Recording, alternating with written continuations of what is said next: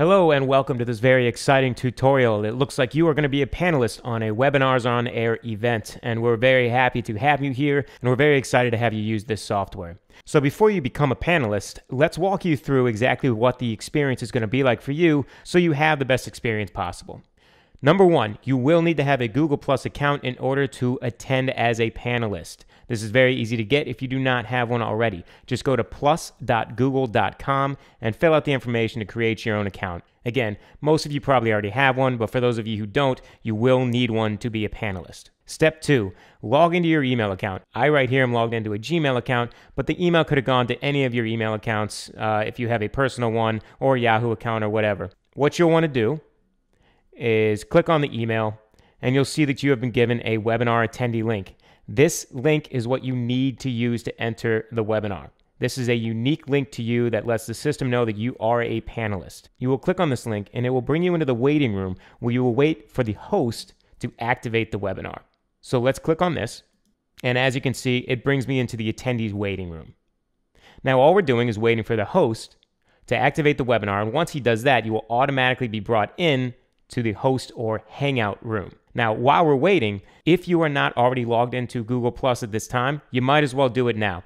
If the host activates the webinar and tries to bring you in and you're not logged in, it'll simply just prompt you to log in. But if you have time, it's easier to just log in now or log in prior to even clicking the link so that you're all ready and set to go. So let's see now what happens when the host activates the webinar. Okay, so you'll notice that it brought me into the Hangout room, and I was already logged into Google Plus, so it didn't ask me to log in. Now all you need to do is click on this I have read and understand the information about Google Plus Hangouts on Air. So click on that and click Join. Okay, let it load up, and it will load the Webinars on Air application for you, and you are now entered into the host room as a panelist. If this is your first time running a Hangout on Air with our software, you may need to manually open this application. Not a problem. If you bring your mouse over to the sidebar here, you'll see all these icons pop up. This icon right here is the Webinars on Air app. You simply click this to toggle the Webinars on Air application on and off. Now, before we get into the Webinars on Air application, let me walk you through Google Plus Hangouts if you have not used them before.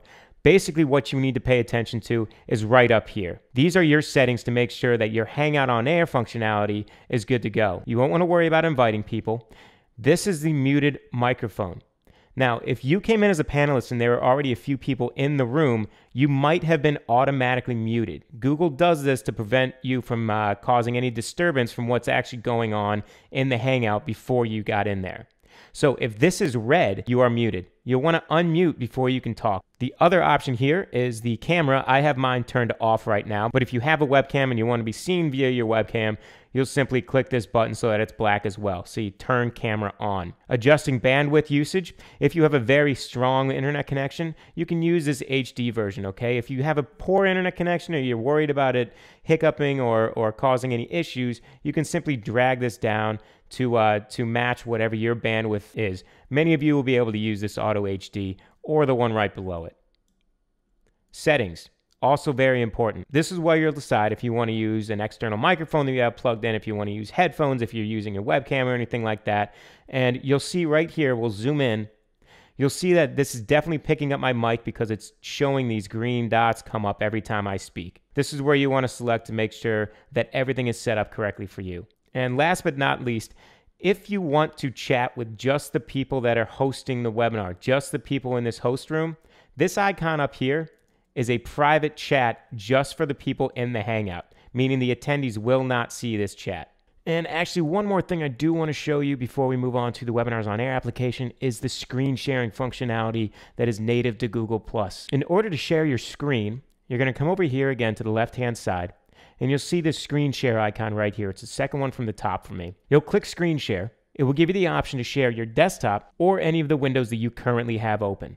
Now, if you're sharing a PowerPoint presentation, you'll probably need to share your desktop. If not, if you're sharing a website or something like that, you will want to choose the individual window rather than the desktop. It'll move much faster for you. So that's just a quick tip for you. Now, when you select the screen share, you can always turn it off by clicking on this screen share button again, and this is how you will toggle it on and off. Okay, so that is it for the Google Hangout part. Now let's go through the Webinars on Air application so you are familiar with it before you start using it. We've opened it up on here on the right-hand side. We'll zoom in so you can see exactly what's going on here. Now, you have two ways to navigate this application. You have the icons up here, chat, poll, Q&A, attendees, and offer, or you have this drop-down menu right here. Either one will work. Now, with each of these, chat, poll, and Q&A, you have the option to enable it. When you click Enable Chat, that enables the chat functionality that will allow your attendees to interact with you as the panelist and the host. So we can leave that on. Now, if you ever want to run a poll, you come down here and you fill out the information here. So if you want to do a poll question, for instance, what is your favorite social media site, and you start adding options, you can also add another option and another option, as many as you want. We'll just do Pinterest, Facebook, and Twitter. And you click Start Poll. You can make the results public so that when the attendee answers, they get to see what the current results are. Now, if you hit Start Poll, it will show the poll to the attendees and you will see live updates as to how they are answering the question. So that is how you use the poll functionality. The Q&A, again, you would have to enable this, but when it's enabled, the users will be able to ask you questions and you will see them pop up here. Very simple to use. Now the attendees. This is where you will see a list of all the attendees that are viewing your webinar right now. You'll notice right now that I am in here as James Doe, and Webinars on Air Training is the host. When there are actual attendees viewing the webinar, you will see the list of them right here. They will have these same icons, but they will have a plus next to it. That is what you click on to bring people in and out of this room if you want to bring people in to, say, ask a question or give a testimonial or something like that. Right now, if I were to click this, it would kick me out of the room because it's got the minus sign. I don't want to do that, so I'll leave this alone. And this is how you ban people. Redirect all attendees is usually handled by the host. Again, this is done at the end of the webinar. If you put a link in here to an external website, before you hang up and end the webinar, you click go, it will redirect all the people in the attendee room to that link. A very powerful feature, again, usually handled by the host. And last but not least is the offer option. Again, usually handled by the host, but I want to walk you through it just so you know what it looks like. This is for when the host or panelists want to show an offer to the attendees. So if you want them to buy a product or download a product or, something like that, this is where you would do it. Fill out the product name. If you have a product image, you would put the URL right there and a simple product description. You would select whether or not this is a free or a paid product. If it's a paid one, it will ask you to fill out the PayPal information. If it's a free one, it will ask you to use the button text. So I'm just going to say this is a free one, and it's a downloadable product. We'll just do download now and the button target URL. So this would be the URL for the download.com, whatever it is. You can hit next. It'll give you a preview of what it looks like. Then you would click show offer, and it would automatically pop up for the attendees. So that is basically it. That was a quick run through of what you will experience as a panelist. Again, we're very excited to have you using this software. We hope you have a great experience with it. And if you have any questions or concerns, contact us at support@webinarsonair.com. Thank you guys for watching and enjoy your webinar.